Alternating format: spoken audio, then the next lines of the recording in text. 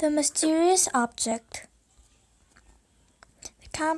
The campfire crackles, and Miguel lazily digs his roasting stick into the glowing embers.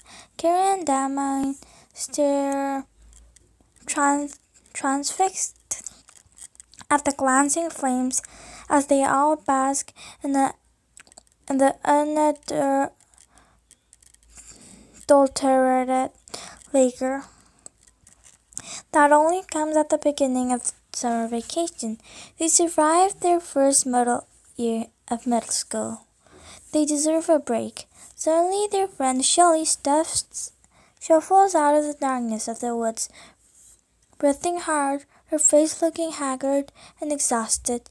Even in the warm glow, the trio barely look up from the river with a determined movement. Juliet flings something into the flames that bounces off a burning log and lands between Miguel's sneakers. Miguel pulls upright and leads toward to see what Shelley has thrown. What was that for? He demands. If you know what's good for you, you'll get rid of it, Shelley says, her voice shaking, almost frantic. What is that? Damon shudders. Kara pokes it with a stick. It looks like some kind of animal. It looks disgusting, whatever it is, says Miguel. You'll need to get rid of it, Shelley snaps. It's supposed to bring good luck, but my life has been nothing but horrible ever since I first laid eyes on the thing. I could handle a few bad grades, but there was this thing. Shelley gets a strange look at her face. I think it's cursed. She darts away around the fire, but Kara snatches the object off the ground and clutches it behind her back. Shelley steps away, her terrified expression melting in something icy and distant in the firelight as she shakes her head. I'm warning you. Burn that thing before it ruins your life, too. With that, she turns and sprints away, as if something were chasing her. That was weird. I wonder what happened to her, Miguel says. Kara holds the object up the flickering light and gingerly bruises away some soot from its matted fur. It's some sort of weird stuffed animal. I wonder where she got it, she musses. You don't actually believe that it's cursed, Damon challenges. Let me see. Carrie hands the mysterious creature to Damon, who pinches it between his thumb and forefinger with a frown of distaste. Of course I don't believe it's cursed, she says. But Shelley obviously got that idea from somewhere. I wonder what the story is. Shelley loves horror stories and practical jokes. She's probably just messing with us, Miguel says. Come on, it's getting late. I told my mom I'd be home before 10. Help me with the fire. Yeah, I should get home too, Damon says, visiting with the creature. My baseball tournament starts tomorrow. Maybe this thing will help. He laughs and rubs the object enthusiastically between his hands. The object twitches in Damon's hand, and he hurls it to the ground with a shriek. Kara and Miguel start laughing at Damon repeatedly.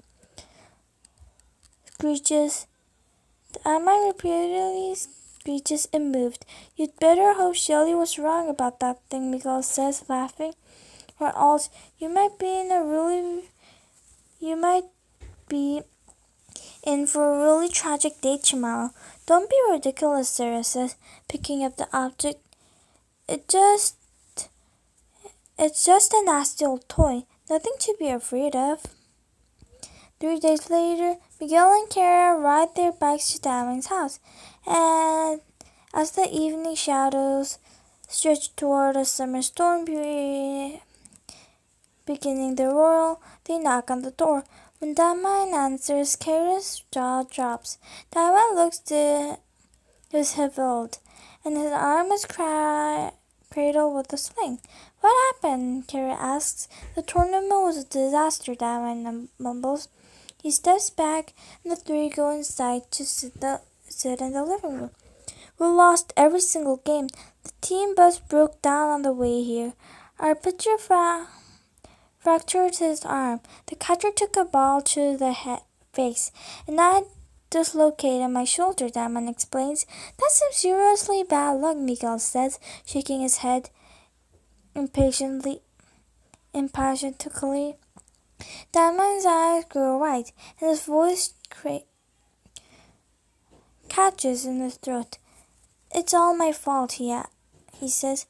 What are you talking about? Miguel asks. Shelly was right. That thing is cursed. We should have gotten rid of it when he had the chance. Instead, we mocked it. And look now what's happened. I know you're in a lot of pain right now, Kara says, but do you really think that gross knick-knack could cause something like this? It's the only logical explanation, Diamond retorts. It's the most illogical explanation possible, Kara says. Your team just had a bad tournament, a really bad tournament. We are undefeated before the tournament, Diamond explains. There's no way we just threw that away on our own. Three friends are silent for a moment. Do you have it? Diamond asks. It's in my backpack. But what difference does this make? Kara says. I think we need to test it out, Diamond says. You really want to risk having some more horrible things happen? Miguel asks. Rain patters gently on the roof, flinking the large room with a noise similar to faint static on an old television. I thought you didn't believe that stick, Diamond says as he seizes the Kara's backpack on the couch. Roman just threw it. Miguel makes a move to stop him, but Diamond yanks out the creature in a flash and holds it up. I'm testing Shelly, Kara says. I think we need more information about how this thing works and what happened to her. She pulls out her phone and starts typing out a message. A few minutes later, her phone lights up with Shelly's reply. I'll find you. Miguel bursts out laughing. She's just messing with us, guys. That doesn't even make sense. Diamond grins and begins rubbing the object between his hands, just as he did the night of the fire. This is a perfect test, he says. We're here alone, and it's storming outside. Who knows what could be lurking out? We'll just hope that whatever it is doesn't find us. The object twitches more imperceptibly in his hand, and Diamond's eyes widen as he looks around. The other triumphantly. It moved again, he crows. Kara rolls her eyes. This is ridiculous. There's no curse. She grabs the furry creature and her phone, returns them in her backpack, and resolutely zips the backpack shut. Let's do something else, she says. Kara directs Miguel and Diamond to start going through the collection of movies on the shelf while she searches around through the kitchen for snacks. Thunder rumbles in the distance, and night descends. Soon the three friends are covered in blankets on the couch, eating microwave popcorn, watching Diamond's favorite comedy, and laughing as if nothing terrible could ever happen. They see a flash of light out front a split second before the crack of thunder shakes the window like a cannon blast, and the house plunges into blackness. Kara throws the blanket over her head. Miguel nearly leaps out of his skin, and Diamond yelps like a frustrated puppy. A moment later, they all start to laugh at each other's reactions, till Miguel shushes them. Did you hear that? He asks, and wipes out his cell phone to turn on the flashlight, almost blinding Kara and Diamond. Hear what? Kara asks, shielding her eyes from the sudden brightness. Miguel puts his fingers to his lips. They listen for somewhere at the back of the house. hear a faint scratching over the rain. What is that? Miguel asks. Kara shakes her head, but Damian's eyes grow wide. They clamber off the couch, cautious. Miguel in the leap of the light, followed by Kara enveloped in her blanket, and then Damian. The scraping sound grows louder as they approach the door leading to the backyard. But when they're near enough to grasp the handle, the noise halts. They can hear their own anxious breathing as Miguel peers through the blinds covering the window at the upper part of the door. It's like a black hole back there, he murmurs. Must be a branch or something caught in the thunderstorm, Kara suggests, trying to sound confident, but her voice is scarcely above a whisper. The scraping sound starts again, this time more noticeably on the outside of the door. The rhythmic pulse that moves sluggishly, as if something is using the exterior wall to drag itself along. Miguel tracks the sound, and his cell phone light as whatever is outside haltingly works its way across one wall and then another. Suddenly it stops.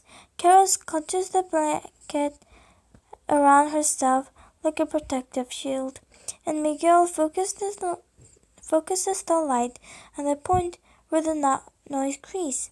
Lightning flashes, and Kara emits a squealing sound. Let's go back in the living room, she pleads. Miguel and Damian both nod empathetically. As they enter the living room, Kara dives onto the couch and covers herself with the boys' blankets, hunkering into the corner. Miguel and Damian look toward the couch, but freeze when something strikes on the front door. Thump. It doesn't sound like knuckles rapping on wood. It's more like something sodden and heavy is being heaved against the door. Thump. Miguel shines his light on the front door. Kara tries to bury herself in the corner of the couch, and Damian covers his mouth, stifling a scream. Thump. Slowly, Miguel and Damian across the living room, creeping toward the large curtained window next to the front door. Still away from Kara starts Thump. As they near the window, Miguel and Damian cautiously push the fabric aside and lean toward to peer through the rain-streaked glass, using the cell phone light to pierce the darkness beyond. I can't see anything, Miguel says, his breath fogging the window. Thump. Something smashes into the door, rattling the hinges, and the boys bound back. The thing outside screeches methodically through the door, beginning at the top and raking all the way to the base. Damian's eyes widen, fixed on the door, and the scratching begins again. Long and slow, Damian steps forward. No, don't, Miguel begs, grabbing Damian's arm, but Damian shakes him off. Damian, don't open the door, Kara screams as he reaches for the deadbolt. Miguel is frozen in horror. The scratching combines with a low, gurgling growl. Behind Damian, Kara fumbles her backpack zipper. Damian unlocks the deadbolt, and pronged scratch finally trails off. Thud! The door shakes. The low growl turns into a horrific snarl as Kara manages to open her backpack and plunges her hand just as her phone vibrates and lights up with another message from Sally. With trembling hands, Damian instantly unlocks the door.